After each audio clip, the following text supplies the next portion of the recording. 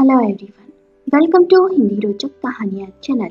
आज की कहानी है क्या दीपिका अपनी सास की सोच बदल पाई।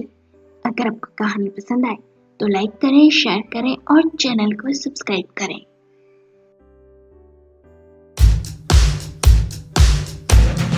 दीपिका छोटे से गांव की लड़की। दीपिका ज्यादा पढ़ी लिखी तो नहीं थी, पर थी बहुत ही होशियार। घर के काम भी अच्छे से संभालती और 2 पैसे कमाने के लिए लोगों के खेतों में काम पर भी जाती। दीपिका की शादी कुछ महीने पहले ही पास ही के गांव में रहने वाले पवन से तय हुई थी। पवन के पिता की आटा चक्की थी और एक छोटी सी जमीन का टुकड़ा था जिससे आसानी से जीविका चल जाती थी। पवन की माँ यानी सुमन बड़ी ही कंजूस औरत थी। एक एक रुपए का हिसाब रखती और फिजूल खर्च तो जरा भी पसंद नहीं थी। दीपिका और पवन की शादी बड़े ही साधारण तरीके से हुई क्योंकि सुमन को ज्यादा दिखावा पसंद नहीं था, या यूं कहे रुपया खर्च नहीं करना था। दीपिका बहू बनकर घर आ गई। शादी की पहली रात पवन ने दीपिका को सोने के झुमके गिफ्ट में दिए। दिन में भी पवन कोई न कोई बहाना बनाकर खेत से घर आ जाता और दीपिका के आगे पीछे मंडराता। कभी कभी दीपिका खेत में खाना देने चली जाती। घंटों पेड़ के नीचे दोनों बैठे रहते। दोनों बहुत ही खुश थे। दीपिका जैसी बहू पाकर सुमन भी खुश थी। एक दिन दोपहर के समय दीपिका सुमन के पास आई और बोली, माँ जी, मेरे महीने के दिन आ गए हैं तो मैं 3 दिन घर के काम नहीं कर पाऊंगी। सुमन ने कहा, ठीक है बहू, तू 3 दिन अपने कमरे में ही रहना, मैं सब काम देख लूंगी क्योंकि तेरे ससुर जी पूजा पाठ करते हैं, उन्हें छुआछूत हो घर में पसंद नहीं। दीपिका ने कहा, माँ जी, मैं किराना दुकान होकर आती हूँ। सुमन ने पूछा, क्यों, क्या खरीदने जा रही है बहू तू? दीपिका ने कहा, वो माँ जी, नेपकिन खत्म होने वाले हैं ना, तो मैं ले आती हूँ। सुमन ने ये सुन कहा, नेपकिन खरीदने की क्या जरूरत है, घर में रखी पुरानी चादर उपयोग में ले ले। दीपिका ने कहा, नहीं, मैं कपड़ा उपयोग नहीं करती। सुमन ने कहा, अरे कपड़े में क्या खराबी है, मैंने उपयोग किए हैं, मेरी बेटी भी वही करती है और गांव की अधिकतर महिलाएं भी वो ही करती है। अरे क्या जरूरत है फालतू रुपया खर्च करने की, 30-35 रुपए बचेंगे तो एक समय की सब्जी आ जाएगी इतने में। दीपिका ने कहा, नहीं माँ जी, मुझे तो नेपकिन ही चाहिए। और यह कह दीपिका कमरे से बाहर चली गई। सुमन मन ही मन बड़बड़ाई, आजकल की लड़कियों के भी नए नए चोचले हैं, हे गरीब, पर नखरे ऐसे जैसे कोई महारानी हो। दीपिका सुमन की बातों से थोड़ा चिढ़ गई थी, पर वो उल्टा सीधा कहकर संबंध खराब नहीं करना चाहती थी, इसलिए चुप ही रही। समय बीता। एक दिन दोपहर को दीपिका खेत से घर लौटते समय दुकान से नेपकिन खरीद कर लाई। वो अपने कमरे में जाकर थैली में से पैकेट निकाल कर रख ही रही थी कि सुमन किसी काम से उसके कमरे में आई और उसके हाथ में पैकेट देखकर बोली, तू नहीं सुनेगी ना बहू, अरे बूंद बूंद करके घड़ा भरता है, समझी ना। अब पड़ोसन रुक्मणी को ही देख लो, गरीब थी पर रुपया बचा बचा कर खेत खरीद लिया बड़ा सा उसने। अभी से रुपया बचाएगी तो तेरे और तेरे परिवार के काम आएगा। ये आजकल के चोचलों में रुपया बर्बाद करने से कुछ नहीं होगा। दीपिका ने कहा, ये चोचले नहीं है माँ जी, स्वास्थ्य और स्वच्छता दोनों के लिए ये जरूरी है। 4 पैसे बचाकर मैं अमीर नहीं हो जाऊंगी, शरीर का स्वस्थ होना ज्यादा जरूरी है। और अक्षय कुमार ने तो इस पर फिल्म भी बनाई है लोगों को जागरूक करने के लिए, पर आप जैसे लोग फिर भी नहीं बदलेंगे। सुमन ने कहा, उसने फिल्म बनाई तो उसे रुपया मिला, तुझे क्या मिलेगा ये चोचले करके, ये सब है ना कमाने के धंधे हैं बस। दीपिका ने कहा, आप जैसी सोच वाले लोग इसे धंधे और चोचले ही समझेंगे। अच्छा माँ जी, एक बात बताइए, आपको ये फिजूल खर्च लगता है तो बाबूजी बीड़ी पीते हैं और पवन गुटखा खाते हैं, तो वो फिजूल खर्च नहीं है? आप उन्हें क्यों नहीं कुछ कह दी, जबकि वो तो स्वास्थ्य के लिए हानिकारक है। सुमन ये सुन सक पका गई और बोली, मुंह चलाने को कह दो बस, जैसे हमने तो कुछ देखा ही नहीं हो, करो अपने मन की उड़ाओ रुपया, पार्लर में, नेपकिन में, लाली लिपस्टिक में, मुझे क्या। बड़बड़ाती हुई सुमन चली गई। दीपिका और सुमन के रिश्ते में इन बातों से खटास आ गई थी। दोनों एक दूसरे से ज्यादा बात नहीं करती थी।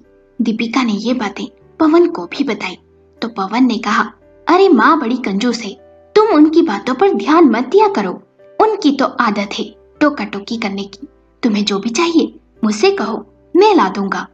दीपिका खुश थी कि उसका पति पवन तो उसे समझता है, यही उसके लिए बहुत है। इसी तरह मनमुटाव के साथ दिन बीत रहे थे। एक दिन सुमन बाहर आंगन में बैठी थी और वहीं हैंडपंप पर दीपिका कपड़े धो रही थी। तभी रुक्मणी कहीं से आती हुई दिखाई दी।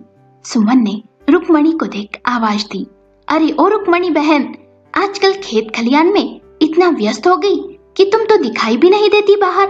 ईद का चांद हो गई हो। रुक्मणी सुमन के पास आई और बोली, बहन कोई खेत खलियान में व्यस्त नहीं हूँ, बहू बीमार है, उसकी सेवा में लगी हुई हूँ। सुमन ने कहा, क्यों, क्या हुआ बहू को? रुक्मणी ने कहा, क्या कहूँ बहन, डॉक्टरनी ने कहा उन दिनों में स्वच्छता का ख्याल नहीं रखने के कारण बहू को बहुत ज्यादा इन्फेक्शन हो गया है। कपड़े को इस्तेमाल करने से इन्फेक्शन फैल गया। लगभग 1 लाख रुपए खर्च हो गए हैं इलाज में, फिर भी आराम नहीं और न जाने कितना खर्च होना बाकी है। मेरी बहू की बात सुन ली होती मैंने तो आज ये दिन नहीं देखना पड़ता।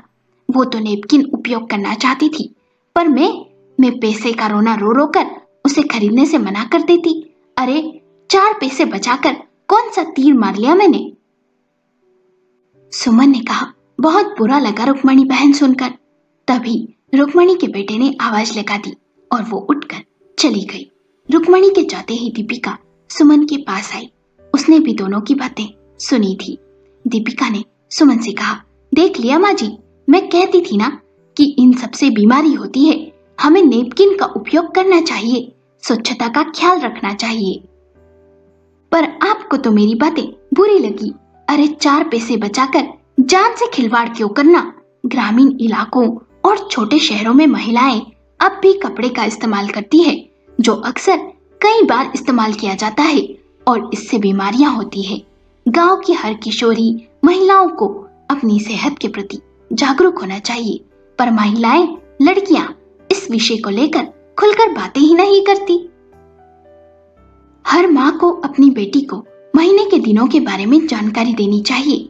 महिलाओं को भी साफ सफाई को लेकर खास ध्यान देना चाहिए, नहीं तो संक्रमण का खतरा हो जाता है। पर सब इसे फिजूल खर्च और चोचले समझते हैं। मैं तो कहती हूँ आप दीदी को कॉल कर नेपकिन उपयोग करने की सलाह दे, और दीदी को ही क्यों, गांव की सभी औरतों को हमें ये सलाह देनी चाहिए। उन्हें उनकी सेहत के लिए जागरूक करना चाहिए माँ जी। आजकल तो सस्ते नेपकिन भी बाजार में उपलब्ध हैं, जिन्हें आसानी से खरीदा जा सकता है। उम्मीद करती हूँ आपको मेरी बातें समझ आ गई होगी।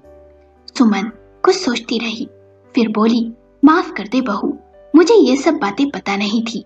तू सही कह रही है, मैं अभी तेरी ननद को फोन कर ये सब बातें समझाती हूँ और कल ही चौपाल पर औरतों की बैठक बुलाकर उन्हें भी ये सब बातें समझाते हैं कि किस तरह महीने के उन 3-4 दिनों में अपना ख्याल रखें और बीमारियों से बचें। आखिर हमारे गांव की महिलाओं को जागरूक करना हमारा फर्ज है। अगले दिन दोनों सास बहू ने सारी बातें औरतों को समझाई, जिससे महिलाएं बात को समझे और अपने स्वास्थ्य से खिलवाड़ ना करें। कुछ महिलाएं ऐसी भी थी जिन्होंने कहा, हम मजदूरी कर पेट पालते हैं और आप नेपकिन्स की बातें कर रही हैं। ये सुन गांव के सरपंच जी की पत्नी ने कहा, हम हर महीने गांव के सभी घर से 20-20 रुपया इकट्ठा करेंगे और उन रुपयों से नेपकिन खरीदेंगे। जो महिलाएं नहीं खरीद सकती उन्हें सस्ते दामों में उपलब्ध करवाएंगे। ये सुन सब बहुत खुश हुए और सबने ताली बजाकर सुमन, दीपिका और सरपंच जी की पत्नी का धन्यवाद किया। ये पहला गांव था जहां से ये शुरुआत हुई थी। जब आसपास के गांव की महिलाओं को ये सब पता चला तो उन्होंने भी ये सब करना शुरू कर दिया। दीपिका बहुत खुश थी, सोचने लगी, औरतों को अपने लिए जागरूक होकर खुद कदम उठाना पड़ता है। एक औरत में इतनी ताकत होती है कि वो समाज की सोच बदल सकती है।